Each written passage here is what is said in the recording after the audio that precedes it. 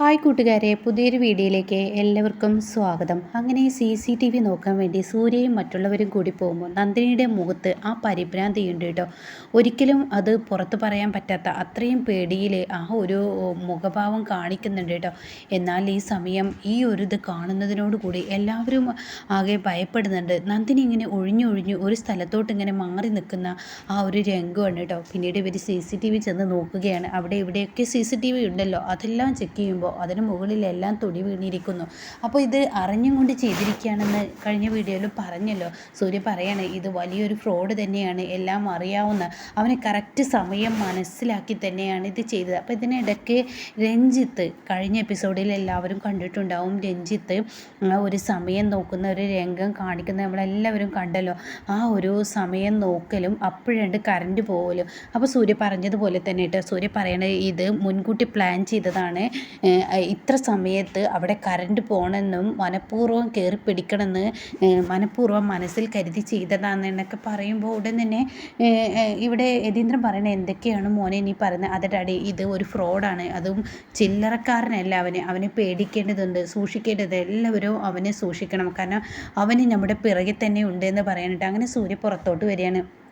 CCTVയിൽ ഒന്നും കാണാൻ പറ്റിയില്ല എന്നൊക്കെ പറഞ്ഞ് പുറത്ത് വരുമ്പോൾ ഇപ്പുറത്തെ CCTV, അതായത് അവിടെ ഒരു ക്യാമറയും കൂടിയും കാണുകയാണ്. ഇതോടുകൂടി സൂര്യക്ക് അതിൽ നിന്നും എന്തെങ്കിലും തെളിവ് കിട്ടുമെന്നായി. അങ്ങനെ സൂര്യ പറയണേ ആ കാണുന്നതിൽ ഒരു CCTV കാണാനുണ്ടല്ലോ, ആ തെളിവ് വെച്ച് നമുക്ക് പിടിച്ചുകൂടെ എന്ന് മാനേജറോട് ചോദിക്കുമ്പോൾ മാനേജർ പറയണേ ശരിയാണ്, അത് ചെയ്യാമെന്ന് പറയണട്ടോ.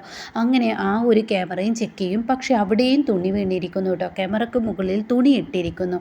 അപ്പോൾ സൂര്യക്ക് കൂടുതൽ ദേഷ്യം വരികയാണ്. അപ്പോൾ സൂര്യ പറയണേ ഡാഡി, ഇത് മനഃപൂർവ്വം ആരോ എൻ്റെ നന്ദിനിയെ മനഃപൂർവ്വം വേദനിപ്പിക്കാൻ വേണ്ടി ചെയ്തതാണ്. അപ്പം നന്ദിനിയാണെങ്കിലോ ഇങ്ങനെ ചുളിഞ്ഞ് നിൽക്കുന്നുണ്ട്. ഈ സമയം പത്മയാണെങ്കിലോ ദേഷ്യത്തോടു കൂടി പറയണേ ഇവള് അഹങ്കാരിയാണ്, ഇവളെ മനഃപൂർവ്വം ഈ നിൽക്കുന്ന രഞ്ജിത്തിനെ മനഃപൂർവ്വം കുറ്റപ്പെടുത്തിയാണ്, എടി നിനക്ക് ഞാൻ വെച്ചിട്ടുണ്ട്, ഇത് ഞാൻ അങ്ങനെ വിടില്ല. ആ സമയം നന്ദിനി ഇങ്ങനെ ഇടയ്ക്കിടയ്ക്ക് ഇന്ദ്രജയെ ഇങ്ങനെ പതിയെ നോക്കുന്നുണ്ട് കേട്ടോ. പക്ഷേ ഇന്ദ്രജയാണെങ്കിലോ ആകെ പേടിച്ച് വിറച്ച് ഒരുതരം നനഞ്ഞൊട്ടിയ കോഴിയെ പോലെ ഇങ്ങനെ നിൽക്കുന്ന ഇന്ദ്രജയായിരിക്കും കേട്ടോ. ഇന്ദ്രജയ്ക്ക് ആകെ ഒരു ഭയപ്പാടുണ്ട്. അങ്ങനെ ഈ സൂര്യ ഈ ക്യാമറയുടെ ഫുള്ള് ചെക്കിങ് നടത്തണം എന്നൊക്കെ പറഞ്ഞ് സൂര്യ അവിടെ നിൽക്കുമ്പോൾ രഞ്ജിത്ത് പറയാണ് ദേ സൂര്യ മതി, നമുക്ക് പോയേക്കാം, അത് കിട്ടുന്നില്ല, എന്തായാലും നമുക്ക് പോകാമെന്ന് പറഞ്ഞിട്ട് അവിടെ നിന്ന് വലിച്ചു കൊണ്ടുപോകുന്നുണ്ട് കേട്ടോ. പിന്നീടാണെങ്കിലോ രഞ്ജിത്ത് പുറത്ത് വരുമ്പോൾ രഞ്ജിത്തിൻ്റെ അരികിൽ ചെന്നിട്ട് നന്ദിനി മാപ്പ് പറയുന്ന ആ ഒരു രംഗത്തെക്കുറിച്ച് കഴിഞ്ഞ ആ ഒരു വീഡിയോ ഇതിൽ ഞാൻ പറഞ്ഞല്ലോ. അങ്ങനെ രഞ്ജിത്തിനോട് മാപ്പ് പറയുമ്പോൾ ഹരിത പറയണേ നീ അങ്ങനെ നല്ലവളായി ചമയണ്ട, നീ അങ്ങനെ നല്ലവളായി ചമയാൻ നോക്കിയാൽ ഒരിക്കലും നടക്കില്ല. അപ്പോൾ ഉടൻ തന്നെ അതേ രഞ്ജിത്ത് സാർ, എൻ്റെ അടുത്ത് തെറ്റുപറ്റി, എന്നെ ആരോ തൊട്ടു, ആ സമയം ഞാൻ അയാൾ അന്ന് കരുതിയിട്ടാണ് രഞ്ജിത്തിനെ പിടിച്ചത്. അപ്പോൾ ഉടൻ തന്നെ രഞ്ജിത്ത് പറയണത് അത് ആരും ചെയ്യുന്നത് നീ ചെയ്തിട്ടുള്ളൂ, അങ്ങനെ ഒരു സംഭവം ഉണ്ടായിട്ടില്ല. അപ്പോൾ ഒന്ന് ഹരിത പറയാണ് ഇതേ സമയം അങ്ങനെ ഉണ്ടായിട്ടില്ലെങ്കിൽ പിന്നെ ക്യാമറയ്ക്ക് മുകളിൽ ആരാ തുണിയിട്ടത്, അങ്ങനെ ഒരു സംഭവം ഉണ്ടായിട്ടുണ്ട്. അപ്പോൾ രഞ്ജിത്ത് പറയണേ എന്തായാലും നീ എന്നോട് സോറി ഒന്നും പറയണ്ട. അപ്പോൾ ഈ സമയം നന്ദിനി പറയണത് ഇത് എൻ്റെ മനസ്സമാധാനത്തിന് വേണ്ടിയാണ് ഞാൻ നിങ്ങളോട് സോറി പറയുന്നത്, അത്രയും പേരുടെ മുന്നിൽ വെച്ചിട്ട് ഞാൻ അങ്ങനെ ചെയ്തില്ലേ, അതുകൊണ്ട് എന്നോട് മാപ്പാക്കണം എന്ന് പറയണം കേട്ടോ. അപ്പോൾ ഉടൻ തന്നെ രഞ്ജിത്ത് അയ്യോ മാപ്പൊന്നും വേണ്ട, എന്നോട് സോറി പറയണ്ട. ഇത് കേൾക്കുന്ന ഹരിത എന്താടാ നിനക്ക് വട്ടായോ, നീ ആ സൂര്യയെ പോലെ തരം താഴ്ന്നു കൊണ്ടിരിക്കുകയാണോ, നിൻ്റെ അന്തസ് എന്തെന്നും നിൻ്റെ സ്റ്റാറ്റസ് എന്തെന്നും നീ മറന്ന് ഇവളോട് പെരുമാറുകയാണോ, ഇവളുടെ ഗണത്തിലോട്ട് നീ പോവുകയാണോ? അതെ ഹരിത നീ ഒന്നും മിണ്ടാതിരുന്നേ, കഴിഞ്ഞത് കഴിഞ്ഞു എന്ന് പറഞ്ഞിട്ട് കാര്യമില്ല, എൻ്റെ ഏട്ടനെയാണ് അവൾ അപമാനിച്ചിരിക്കുന്നത്, അത് നീ ആലോചിക്കണം. അപ്പം അതിന് പറയണേ ഞാൻ ഒരിക്കലും വേണം വെച്ച് എടി നീ വേണം വെച്ചിട്ട് തന്നെ ചെയ്തത്, ഞാൻ എന്നോട് ചെയ്യുന്നതിനുള്ള പ്രതികാരമല്ലേ നീ എന്നോട് ചെയ്തതെന്നൊക്കെ പറയുമ്പോൾ ഇല്ല മാഡം ഞാൻ അങ്ങനെ ഒന്നും ഉദ്ദേശിച്ചിട്ടില്ല, ആരോ കയറി പിടിച്ചപ്പോൾ അത് ആ ആളാണെന്ന് കരുതി, പക്ഷെ അതൊരിക്കലും രഞ്ജിത്ത് സാറ് ആവും എന്നില്ല എന്നൊക്കെ അങ്ങനെ പറയാൻ കേട്ടോ. അപ്പോൾ ഉടൻ തന്നെ രഞ്ജിത്ത് പറയണം നന്ദിനി ഞങ്ങൾക്ക് പോയിക്കോളൂ എന്ന് പറഞ്ഞിട്ട് രഞ്ജിത്ത് നന്ദിനിയെ പറഞ്ഞു വിടണം കേട്ടോ. ഇതേ സമയം രഞ്ജിത്ത് നന്ദിനിയെ പറഞ്ഞു വിടുമ്പോൾ ഉടൻ തന്നെ രഞ്ജിത്തിനോട് ഹരിത ചൂടാവണം, നിനക്ക് എന്താടാ ഭ്രാന്താണോ, ഇവളെപ്പോലെ ഒരു വൃത്തികെട്ടവളെ സപ്പോർട്ട് ചെയ്യാൻ, എന്തിനാ നീ അവളെ സപ്പോർട്ട് ചെയ്യുന്നത്, അവളും ആ സൂര്യയും കൂടി നിന്നെ ഇത്രയും പേരുടെ മുന്നിൽ ഇതേ നീ ഒന്നും മിണ്ടാതെ നിന്നേ എന്നപ്പോഴേക്കും രഞ്ജിത്ത് ഹരിതയോട് പറയട്ടെ ഈ സംസാരം ഇവിടെ വെച്ച് നിർത്തും, മതി എന്ന് പറഞ്ഞിട്ട് അവരവിടെ നിന്ന് പോകുമ്പോൾ ഞാനാണ് ഹരിത വെറുതെ വിടില്ല, ഇത് എൻ്റെ മനസ്സിൽ മുറിവേറ്റതാണ്, എൻ്റെ ഏട്ടനെ എൻ്റെ കുടുംബത്തിനെയും അപമാനിക്കുന്ന വിധത്തിലുള്ള പെരുമാറ്റമാണ് ഇവളെ ചെയ്തിരിക്കുന്നത്, അതുകൊണ്ട് തന്നെ ഇവൾക്ക് ഞാൻ തിരിച്ചടി കൊടുത്തിരിക്കും എന്ന് ഹരിത മനസ്സുകൊണ്ട് പറയാൻ കേട്ടോ. എന്നാൽ ഈ സമയം ഇപ്പുറത്താണെങ്കിലോ സൂര്യ നന്ദിനിയും കൂടി കാറിലിങ്ങനെ പോവുകയാണ്. അപ്പോൾ ആ സമയം സൂര്യ ഇങ്ങനെ പോകുമ്പോൾ നന്ദിനി ചോദിക്കുകയാണ്, സൂര്യ സാറ് കുടിച്ചിട്ടുണ്ട് ഇല്ലേ? എന്ത് എന്ത് നന്ദിനി, സൂര്യ സാറ് കുടിച്ചിട്ടുണ്ട് ഇല്ലേ? എന്താ നന്ദിനി നീ ചോദിക്കുന്നത്? സൂര്യ സാറിനോട് ഞാൻ ചോദിച്ചത് കേട്ടില്ലേ? സൂര്യ സാറ് കുടിച്ചിട്ടുണ്ടോ? ആ സമയം സൂര്യ, അത് പിന്നെ കുടിക്കാതിരിക്കും, ഒരു രണ്ടേ കുടിച്ചിട്ടുള്ളൂ, രണ്ടാണെങ്കിലും ഒന്നാണെങ്കിലും സൂര്യ സാറ് കുടിച്ചൂലേ, കുടിച്ചു വന്ന് അവിടെ ഇങ്ങനെയൊക്കെ കാട്ടിക്കൂട്ട്. അത് പിന്നെ നന്ദിനി, അവൻ എന്നെ അപമാനിച്ചത് നീ കണ്ടതല്ലേ? മനഃപൂർവ്വം എല്ലാവർക്കും മുന്നിൽ അവൻ എന്നെ കള്ളനാക്കി. പക്ഷേ ഈശ്വരൻ അവന് തിരിച്ചടി കൊടുത്തത് നോക്ക്. അവനെ ഇത്രയും പേരുടെയും മുന്നിൽ നീ കഴുത്തിന് പിടിച്ചില്ലേ? എൻ്റെ സൂര്യ സാറ്, ഞാനത് മനഃപൂർവ്വമല്ല, സത്യത്തിൽ അവൻ തന്നെയാണ് അത് ചെയ്തിട്ടുണ്ടാവുക. നിൻ്റെ ദേഹത്ത് അവൻ തന്നെ ആയിരിക്കും തൊട്ടിട്ടുണ്ടാവുക. അവനൊരു ഫ്രോഡാണ് എന്നൊക്കെ നന്ദിനിയോട് പറയുമ്പോൾ നന്ദിനി പറയണേ, രഞ്ജിത്ത് സാറിനെ കുറിച്ച് അങ്ങനെയൊന്നും പറയല്ലേ സൂര്യ സാറ്. ആരോ ആ വഴി വന്നു എന്നുള്ളത് സത്യമാണ്. പക്ഷെ അത് രഞ്ജിത്ത് സാർ ആവില്ല. അയാൾ ഒരു നല്ല മനുഷ്യനാണ്. നല്ല മനുഷ്യനല്ല കളിയിൽ ചീറ്റിംഗ് നടത്തിയത്. അപ്പോൾ അതുകൊണ്ട് നീ അവനെ വിശ്വസിക്കണ്ട, അവനൊരു ഫ്രോഡാണ്. ഇല്ല, സൂര്യ സാറിനെ പോലെ തന്നെ നല്ലൊരു സ്വഭാവമുള്ളവനാണ് രഞ്ജിത്ത് സാറ്. അതുകൊണ്ടാണല്ലോ എനിക്കിപ്പോൾ ഡ്രസ്സ് എടുക്കാൻ വരാൻ പറ്റിയതും അതുപോലെ തന്നെ നിങ്ങളുടെയൊക്കെ ആഘോഷത്തിൽ പങ്കെടുക്കാൻ എന്നെ പത്മാമ്മയുടെ പോലും സമ്മതിക്കാനുള്ള കാരണം ഈ പറയുന്ന രഞ്ജിത്ത് സാറല്ലേ എന്നൊക്കെ നന്ദിനി പറയാൻ കേട്ടോ. അപ്പോൾ ഉടൻ തന്നെ നന്ദിനി, നീ അവനെങ്ങനെ വല്ലാതെ വിശ്വസിക്കല്ലേ, അവനൊരു ഫ്രോഡാണെന്നുള്ള സത്യം നീ മനസ്സിലാക്കണം. അവനൊരു ഫ്രോഡ് എന്ന് പറഞ്ഞാലും പോരാ, വലിയൊരു ഫ്രോഡ് തന്നെയാണെന്ന് പറയുമ്പോൾ, ഇല്ല ഇല്ല സൂര്യ സാറ്, അവനെ ഇപ്പോൾ ഒരു പാവമാണ്. എന്നാൽ ഞാൻ നിനക്ക് മുന്നിൽ തെളിയിപ്പിക്കും, അത് ഉറപ്പുള്ള കാര്യമാണ്. അവനെ ഇപ്പോൾ പാവത്തെ പോലെ നടക്കുന്നവനെ നീ വിശ്വസിക്കണ്ട. ഞാൻ പല ആളുകളെയും കണ്ടിട്ടുണ്ട്. അതുകൊണ്ട് നിങ്ങൾക്ക് ലോകവിവരം ഇല്ലെങ്കിലും എനിക്ക് ലോകവിവരമുണ്ട്. പല ആളുകളെയും സ്വഭാവം എനിക്കറിയാം. ഇങ്ങനെയുള്ളവന്മാരൊക്കെ സൂക്ഷിക്കണം എന്നൊക്കെ സൂര്യ പറയുമ്പോൾ, സൂര്യ സാറിന് ഇങ്ങനെയൊക്കെ തന്നെ എന്ന് പറഞ്ഞാൽ നന്ദിനി അത് ഒഴിവാക്കണം കേട്ടോ.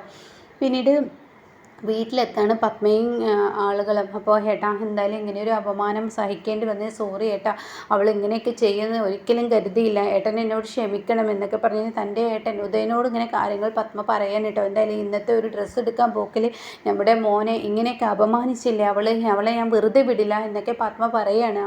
ആയിക്കോട്ടെ. അപ്പോൾ യതീന്ദ്രൻ പറയണത് കഴിഞ്ഞില്ല, ഇനിയും ഇങ്ങനെ അത് കഴിഞ്ഞു എന്ന് പറഞ്ഞിട്ട് അതങ്ങനെ വിടാനൊന്നും പറ്റത്തില്ല. ഇത്രയും പേരുടെ മുന്നിൽ വെച്ചിട്ടാണ് അവൾ രഞ്ജിത്തിൻ്റെ കഴുത്തിൽ പിടിച്ച അവളെ അത് ഞാൻ വെറുതെ വിടത്തൊന്നുമില്ല, അവളെ ഞാൻ വെറുതെ വിടാൻ തീരുമാനിച്ചിട്ടില്ല, അവൾക്ക് ഞാൻ തിരിച്ചടി കൊടുക്കുമെന്നൊക്കെ പറഞ്ഞിട്ട് അവിടെ നിന്ന് പോകുമ്പോൾ, ദേ പത്മ നിർത്തുന്നുണ്ടോ? വെറുതെ സൂര്യയും കൂടിയും പ്രശ്നം ഉണ്ടാക്കാൻ വേണ്ടി പത്മ ഇത് നിർത്തിയും എല്ലാവരുടെയും ഡ്രസ്സ് കൊണ്ടുവച്ചോളൂ എന്ന് പറഞ്ഞിട്ട് പറഞ്ഞു വിടണം കേട്ടോ. ഈ സമയം ഇവിടെ ഇന്ദ്രജ ആണെങ്കിൽ വന്ന പാടെ പേടിയോടുകൂടി ഓടിപ്പോകുന്നുണ്ട് കേട്ടോ. ആ സമയമാണെങ്കിലോ ഇങ്ങനെ വേദയും കൂടെ പോവുകയാണ്. പിന്നീട് വേദയോട് എന്തൊക്കെയോ പറയുന്നുണ്ട്. അതിനിടയ്ക്ക് ഹരിതയാണ് കാണിക്കുന്നത്. ഹരിത സ്റ്റെപ്പ് കയറി പോകുമ്പോൾ നന്ദിനിയുടെയും സൂര്യയുടെയും ഒരുമിച്ചുള്ള ആ ഫോട്ടോയിൽ നോക്കിയിട്ട്, എടി നീ എൻ്റെ ഏട്ടനെയാണ് അത്രയും പേരുടെ മുന്നിൽ വെച്ചിട്ട് വൃത്തികെട്ടവൻ എന്നുള്ള ആ ഒരു പേര് ചാർത്തി കൊടുത്തത്. എന്നാൽ ഞാൻ നിന്നെ വെറുതെ വിടില്ലടി, ഇത് ഹരിതയാണ്, എൻ്റെ ഏട്ടൻ ക്ഷമിക്കുമായിരിക്കും പക്ഷെ ഞാൻ ക്ഷമിക്കില്ല, ഇതിനുള്ള തിരിച്ചടി നിങ്ങൾക്ക് ഡബിളായിട്ട് ഞാൻ തന്നിരിക്കുമെന്ന് പറഞ്ഞ് പല്ലും കടിച്ചിട്ട് ഹരിത ഇങ്ങനെ സംസാരിക്കുകയാണ് കേട്ടോ. ഇതേ സമയം ഇന്ദ്രജയുടെ വാക്കുകളെല്ലാം വേദ കേൾക്കുകയാണ്. അപ്പോൾ വേദ, അയ്യോ അങ്ങനെയാണോ ഉണ്ടായത്, എന്നിട്ട് ചേച്ചി എന്താ എല്ലാവർക്കും മുന്നിൽ അത് പറയാഞ്ഞത് എന്നൊക്കെ എന്നെ പറഞ്ഞിട്ട് ഇരിക്കുന്ന സമയത്ത് പത്മ അങ്ങോട്ടേക്ക് കടന്നു വരികയാണ് കേട്ടോ. അപ്പോൾ പത്മ പറയണേ, എന്നാലും നമ്മുടെ മരുമകനാവാൻ പോകുന്നവനെ എത്ര ഇതായിട്ടാണ് അപമാനിച്ചിരിക്കുന്നത്, എന്തൊരു വൃത്തികെട്ടവളാണ് അവൾ എന്നൊക്കെ പറഞ്ഞിട്ട് ഇങ്ങനെ സംസാരം തുടരുകയാണ് കേട്ടോ. അപ്പോൾ ഈ സമയം ഇന്ദ്രജ അപ്പോഴും ഒന്നും മിണ്ടുന്നില്ല. എന്തൊരു വൃത്തികെട്ടവളാണ്, ഇത്രയും പേരുടെ മുന്നിൽ വെച്ചിട്ടാണ് ഈ പറയുന്ന നന്ദിനി അപമാനിച്ചത്, അവളെ ഞാൻ അങ്ങനെ വെറുതെ വിടില്ല, എനിക്ക് ദേഷ്യം പിടിക്കുന്നു, അവളുടെ ദേഹം കയറി പിടിച്ചിത്ര, ഈ നീർക്കോലിയുടെ ദേഹം കയറി പിടിക്കാൻ നിൽക്കുക എന്നൊക്കെ പത്മ ഇങ്ങനെ പറയുമ്പോൾ, മമ്മി അത് നിർത്തുന്നുണ്ടോ എന്ന് ഇന്ദ്രജ പറയണം. അതങ്ങനെ നിർത്താൻ പറ്റില്ല, എനിക്കത് വിടാനും പറ്റത്തില്ല. എൻ്റെ മരുമകനാവാൻ പോകുന്നവനെ എല്ലാവരും, അത് എൻ്റെ ഏട്ടൻ്റെ മകനെ, അവരുടെയൊക്കെ അന്തസ് എന്താ, അവരുടെയൊക്കെ സ്റ്റാറ്റസ് എന്താ, അവളെപ്പോലെ ഒരു നീർക്കോലി അവൻ കയറി പിടിച്ചെന്ന് പറഞ്ഞിട്ട് അപമാനിച്ച് അവളെ ഞാൻ വെറുതെ വിടില്ല. മമ്മി പ്ലീസ് ഒന്ന് നിർത്ത്, എന്താടി നിനക്ക്, അവളെ പറയുമ്പോൾ ഇത്ര പൊള്ളുന്നു മമ്മി, എനിക്കത് കേൾക്കാനേ വയ്യ. അപ്പോൾ ഉടൻ തന്നെ വേദ, മമ്മി ഒന്ന് നിർത്ത് എന്ന് പറയട്ടോ. എന്താ നിങ്ങൾക്ക് രണ്ടുപേർക്കും പറ്റിയതെന്ന് ചോദിക്കുമ്പോൾ, അവിടെ നന്ദിനിയല്ല ആരും കയറി പിടിച്ചത്, പിന്നെ ആരടി, പിന്നെ എന്തിനാ അവൾ രഞ്ജിത്തിൻ്റെ കഴുത്തിന് പിടിച്ചത്, അത് നന്ദിനിയല്ല മമ്മി, എന്നെയാണ് കയറി പിടിച്ചത്, എന്തൊക്കെയാണ് നീ പറയുന്നത്. അതെ മമ്മി, ആ ഇരുട്ടിൻ്റെ മറവ് അങ്ങനെ കാണിക്കുന്നുണ്ട് കേട്ടോ. ആ ഇരുട്ടിൻ്റെ മറവിൽ ഇങ്ങനെ നന്ദിനി അതുപോലെ തന്നെ രഞ്ജിത്ത് ഇന്ദ്രജ അങ്ങനെ നിൽക്കുന്ന സമയത്ത് ഈ കറണ്ട് പോയ ഉടൻ തന്നെ അയ്യോ സൂര്യ സാറിനെ കാണുന്നില്ലല്ലോ, സൂര്യ സാർ എങ്ങോട്ടേക്ക് പോയി എന്ന് പറയുമ്പോൾ ആ ഇരുട്ടിൻ്റെ മറവിൽ രഞ്ജിത്ത് ഇങ്ങനെ നിൽക്കുന്നുണ്ട്. ആ സമയം ഇന്ദ്രജ അങ്ങ് അലറുകയാണ്. ആരെടാ എൻ്റെ ദേഹത്ത് തൊട്ടത് എന്നിങ്ങനെ ഇന്ദ്രജ ചോദിക്കുമ്പോഴാണ് നന്ദിനി അപ്പോഴേക്കും തിരിഞ്ഞ് രഞ്ജിത്തിൻ്റെ കഴുത്തിനെ അങ്ങ് പിടിക്കുന്നത് കേട്ടോ. അങ്ങനെയാണ് അവിടെ സംഭവിച്ചിരിക്കുന്നത്. എന്നാൽ ഇത് രഞ്ജിത്താണ് ചെയ്തതെന്ന് ഇവർക്ക് ആർക്കും തോന്നിയിട്ടില്ല. പക്ഷെ നന്ദിനി പിറകിൽ നിൽക്കുന്നവനെ വേഗം അങ്ങ് പിടിച്ചതാണ് എന്നിങ്ങനെ പറയണം കേട്ടോ. അപ്പോൾ ഈ സമയം പത്മ പറയണേ, നീയാണ് അലറിയതെങ്കിൽ അവളെന്തിനാ അവളുടെ ദേഹം പിടിച്ചു എന്നുള്ള ആ വാക്ക് അവൾ പറഞ്ഞത്?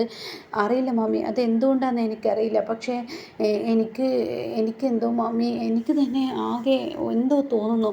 അപ്പോൾ നിനക്കത് അവിടെ വെച്ച് പറയായിരുന്നില്ലേ? എന്തിനാടി കള്ളി നീ നുണ പറയുന്നത്? എൻ്റെ ദേഹത്തല്ലേ ആരോ കയറി പിടിച്ചെന്ന്? എങ്ങനെ മമ്മി ഞാനത് പറയും? എൻ്റെ ദേഹത്ത് ഓരോ സ്ഥലങ്ങളിൽ തൊട്ടു എന്ന് ഞാൻ എല്ലാവർക്കും മുന്നിൽ പറഞ്ഞ് എന്നെ എന്തിനാ പറ്റുക? മമ്മി ഒന്നും മിണ്ടാതിരുന്നേ. എൻ്റെ ദേഹം കയറി പിടിച്ചു എന്ന് ആ ഇരുട്ടിൻ്റെ മുറവിൽ ഞാൻ പറയണോ എന്ന് പറഞ്ഞിട്ട് എന്നുവെച്ച് പൊട്ടി പൊട്ടി കരയാൻ കേട്ടോ. ആ സമയം പത്മക്ക് സങ്കടമാവുകയാണ്. ഇതേ സമയം മമ്മി ഈ വിഷയത്തെക്കുറിച്ച് ഇനി സംസാരിക്കില്ല, എനിക്ക് കേൾക്കുമ്പോൾ തന്നെ എനിക്ക് പേടിയാവുന്നു.